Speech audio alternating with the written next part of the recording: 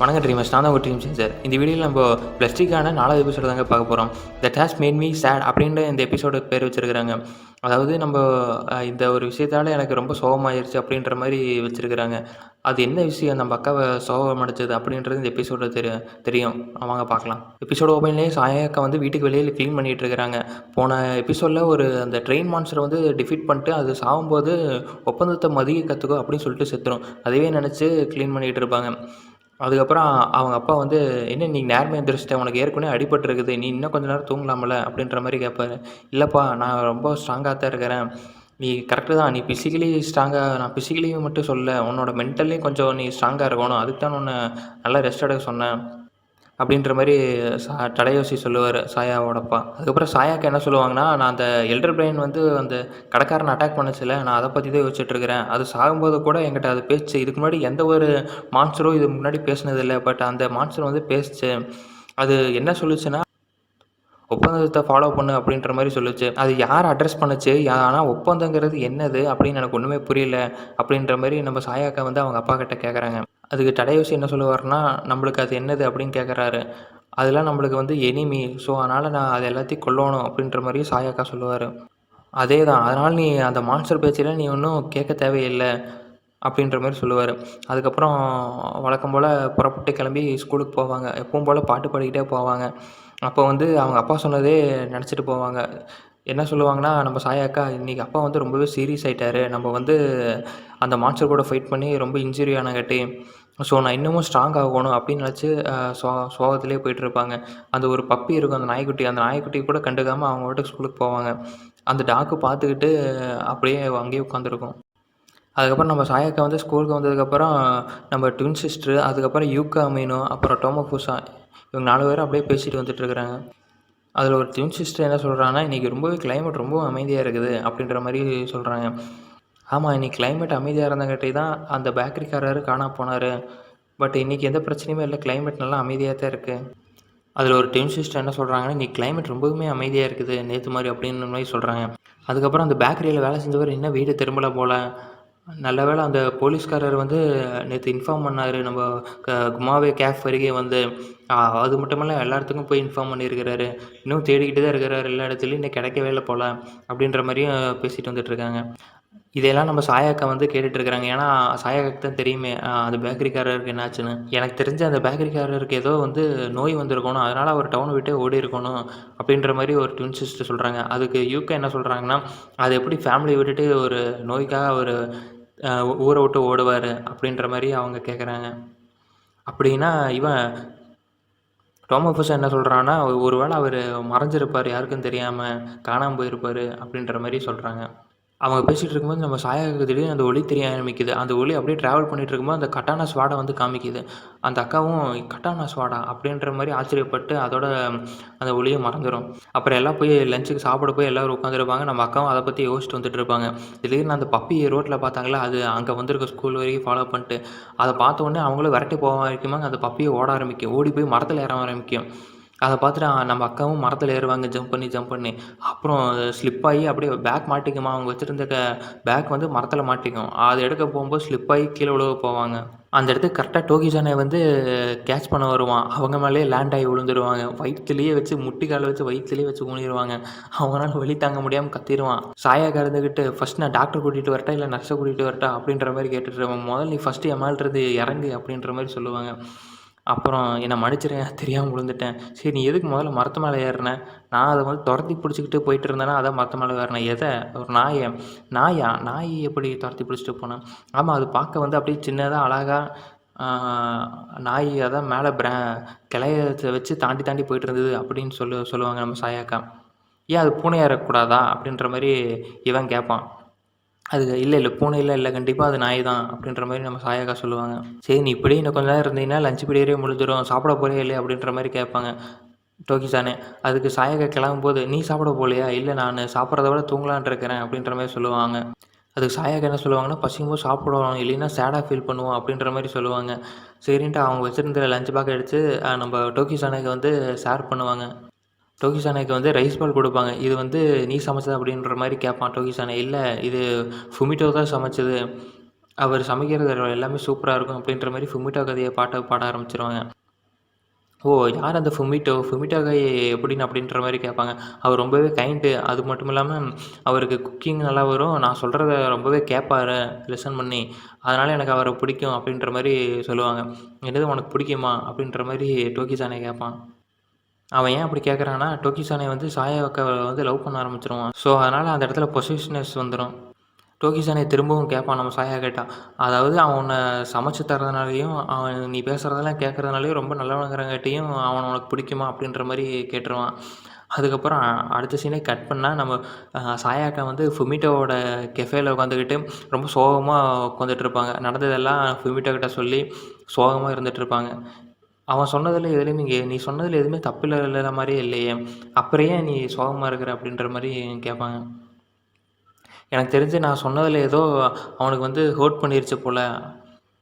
அதனால தான் அவன் அப்படி பேசுனான் அப்படின்ற மாரி சாயாக்கா வந்து ஸ்வாட்டா சொல்லிட்டு இருப்பாங்க ஃபுமிட்டோ கிட்ட. அது மட்டும் இல்லாம டோக்கிசான் எப்பவுமே ஸ்கூல்ல வந்து ரொம்பவே சேடா, அன்ஹேப்பியா தான் இருப்பான் அப்படின்ற மாரி சொல்லுவாங்க. அதுக்கப்புறம் ஃபுமிட்டோ வந்து சாயாக்காக்காக ஒரு காஃபி குடுத்தோனே அவங்க ரொம்ப வந்து காஃபிய குடிச்சுட்டு, "உங்க காஃபிய குடிச்சா தான் நான் வந்து எவ்வளோ பெரிய சோகத்தில இருந்தாலும் ரொம்ப காமா ஃபீல் பண்றேன்." அப்படின்ற மாரி சொல்லுவாங்க. அதுக்கப்புறம் சாப்பிட்றதுக்கு குமாவேவும் அந்த ஃபுட்டையும் குடுப்பாரு ஃபுமிட்டோ. அதையும் சாப்பிட்டு ரொம்பவே நல்லாயிருக்கு அப்படின்னு சொல்லிட்டு ஃபுமிட்டோ என்ன பண்ணுவாருன்னா, அதுக்கப்புறம் சாயாக்கோட கன்னத்தில கை வச்சு, "நீ எந்த ஒரு சோகமான விஷயமா இருந்தாலும், எதா இருந்தாலும் சரி, நீ வந்து என்கிட்ட எதுவுமே மறைக்கக்கூடாது. சின்ன விஷயமா இருந்தா கூட என்கிட்ட சொல்லிறணும்." அப்படின்ற மாரி சொல்லுவாரு. ஏன் அவர் அப்படி சொல்லுவாருன்னா, அவங்க 2 பேரும் ஃபுமிட்டோவும் நம்ம சாயாக்காவும் பேசிட்டு இருக்கும்போது, திடீர்னு அந்த ஒலி வந்து தெரிய ஆரம்பிக்கும். கட்டானா ஸ்குவாட் அப்படியே போயிட்டுருக்கும். அங்க வந்து 2 பேர்த்த அப்படியே வெட்டுற மாரி ஒரு காட்சி வரும். ஸோ, அத பார்த்துட்டு திடீர்னு அப்படியே அக்கா அமைதியா உட்காருவாங்களா, அத பார்த்துட்டு தான் நம்ம ஃபுமிட்டோ சொல்லுவாரு. இடையில வந்து அந்த எப்பவும் போல ஒரு வாய்ஸ் வந்து சொல்லுது. அது என்ன சொல்லுதுன்னா, ஒருத்தரோட எமோஷன்ஸ வந்து நம்ம சேஞ்ச் பண்றது ரொம்பவே கஷ்டம். அது வந்து அவங்க ஹர்ட்குள்ள ரொம்பவே ஆழமா இருக்கும் அந்த எமோஷன்ஸ் எல்லாம். அத வந்து சேஞ்ச் பண்றதுங்கிறது ரொம்ப கஷ்டம். அது மட்டும் இல்லாம ஒருத்தர வெறுக்கிறது தான் இருக்கிறதுலயே ரொம்பவே மோசம். நெறையா மக்கள் சொல்லுவாங்க, வெறுக்கிறது வந்து இப்போலாம் குறைஞ்சு போச்சு அப்படின்ற மாரி சொல்லுவாங்க. ஆனா, அது வந்து எங்கேயும் போல, குறைஞ்சும் போல. அது வந்து நம்மளுக்குள்ளேயே தான் இருக்கு. அது மறைஞ்சிருக்குது. நம்ம எப்பப்பலாம் கோவத்தையோ ஏதோ ஒண்ணு வெளிப்படுத்தும்போதோ, அந்த வெறுக்கிற தன்மை வந்து நம்மள மீறி வந்துருது. ஸோ, அந்த வெறுக்கிறத வந்து எப்படி தடுக்கிறோம்னா, அது எப்படி ஓவர் கம் பண்றோம்னா, நம்ம எமோஷன்ஸ வச்சு நம்ம அத வந்து ஈக்குவல் பண்றோம். அது எப்படின்னா, ஒருத்தர் மேல ஒரு லவ்வையோ, அ ஒரு நம்பிக்கையோ செலுத்தும்போது, அந்த ஹேட்ரேட்ங்கிறது போயிருது. அப்படின்ற மாரி அந்த ஆத்தர் சொல்றாரு. நெக்ஸ்ட்டு சாயாக்கா வந்து ஸ்கூல் முடிச்சுட்டு நைட்டு வேட்டைக்கு கிளம்ப ஆரம்பிச்சுருவாங்க ஸ்வாட் எடுத்துக்கிட்டு. ஒரு இடமா போய் தேடி பார்ப்பாங்க. கடைசியில ஒரு லேக்ல வந்து ஒரு எல்டர் பிரெயின் வந்து என்ன பண்ணும்னா, 3 மனுஷங்க வந்து மீன் புடிச்சிட்டு இருப்பாங்க. அதில ஒருத்தன வந்து புடிச்சு சாப்பிட்டுருக்கும். அப்புறம் அந்த இடத்துக்கு வந்தவங்க வந்து எப்படியோ அத தடுக்க பார்ப்பாங்க. ஆனா, அது என்ன பண்ணும்னா, ஒரு எல்டர் பிரெயின் அத பார்க்க எப்படி இருக்கும்னா, கருடாவ பார்த்துருக்கிறீங்களா? அந்த மாரி இருக்கும் பார்க்க. ஆனா, கால் இருக்காது. ஸோ 2 கை மட்டும் இருக்கும். அப்படியே அந்த உடம்பு வந்து அப்படியே வால் ஷேப்ல அப்படியே இருக்கும். அந்த மாரி தான் அதோட தோற்றம் இருக்கும். அதுக்கு 2 அசிஸ்டன்ட் இருக்கும். திடீர்னு அந்த 2 அசிஸ்டன்ட்ட கூப்பிட்டு நம்ம அக்காவ அட்டாக் பண்ண வர வச்சுரும். அதுங்களும் மூஞ்சி பார்க்க தவக்கல மூஞ்சி மாரி பெருசா இருக்கும். அதுக்கும் இந்த 2 கை இருக்கும். வால் எதுவுமே இருக்காது. அப்படியே அதாவது கால் இருக்காது, வாலாட்டு இருக்கும். அது 2ம் அட்டாக் பண்ண வரும் நம்ம அக்காவ. அது எப்படியோ ஜார்ஜ் பண்ணிட்டு, அந்த 2 அசிஸ்டன்ட்டும் அப்படியே அந்த மனுஷங்கள அட்டாக் பண்ண பார்ப்பாங்க. எப்படியோ அத ஜார்ஜ் பண்ணி, அது மனுஷங்கள வந்து, "நீங்க அங்கேருந்து போயிருங்க. இங்க இருக்கிறது சேஃப் இல்ல." அப்படின்னு சொல்லிட்டு எப்படியோ அவங்க தப்பிச்சு போறதுக்கு ஹெல்ப் பண்ண பார்ப்பாங்க. அதுக்கப்புறம் அதில ஒரு அசிஸ்டன்ட் மான்ஸ்டர் வந்து அடிக்க வரும். அதோட கைய வெட்டி தூக்கி போட்டுருவாங்க. "என்ன அவனுங்களோட தோட இப்படி அடிச்சுக்கிட்டு சாப்பிட்டு இருக்கிறானுங்க. ஒருத்தர் ரொம்ப வினோதமான மான்ஸ்டரா இருக்கிறாங்களே." அப்படின்னு சொல்லிட்டு நம்ம அக்காவே ஆச்சரியத்தில பார்த்துட்டு இருப்பாங்க. நம்ம அக்காவும் அந்த மான்ஸ்டர அட்டாக் பண்ண போவாங்க. இதுக்கு வேலைக்காக அப்படின்னு சொல்லிட்டு. அதுக்கப்புறம் அது அசிஸ்டன்ட் மான்ஸ்டர் என்ன பண்ணும்னா, எச்ச துப்பி விட்டுரும். அந்த எச்சிலருந்து ஃபுல்லா ஆசிட் போல. அது நம்ம அக்கா கையில பட்டுரும். அவங்களுக்கு ரொம்பவே எரிச்சல் தாங்க முடியாது. அதுக்கப்புறம் சரி பரவாயில்லன்னு சொல்லிட்டு மறுபடியும் அந்த மான்ஸ்டர அடிக்க போவாங்க. அதுக்கப்புறம் அந்த பெரிய மான்ஸ்டர் வந்து அவங்க நம்ம அக்காவ புடிச்சு அப்படியே தூக்கி போட்டுரும். அவங்க பறந்து போய் அடிச்சு அத்தன பெல்ட் அடிச்சுட்டு கீழ விழுவாங்க. அப்புறம் அந்த மான்ஸ்டர் வந்து 3 மான்ஸ்டரும் அக்காவ அட்டாக் பண்ண வரும்னு பார்த்தா, அந்த 2 மனுஷனுங்க வந்து சாப்பிட போயிரும். ஏன்னா, அவனுங்க 2 பேரும் இப்ப தப்பிச்சு போயிட்டு இருப்பானுங்க. சாப்பிட போயிரும். இத பார்த்து நம்ம அக்கா வந்து அ தடுக்க வருவாங்க. ஆனா, அதில ஒரு மான்ஸ்டர் வந்து தடுக்க போகும்போது, அசிஸ்டன்ட் ஒரு மான்ஸ்டர் வந்து நம்ம அக்காவ அட்டாக் பண்ணும்.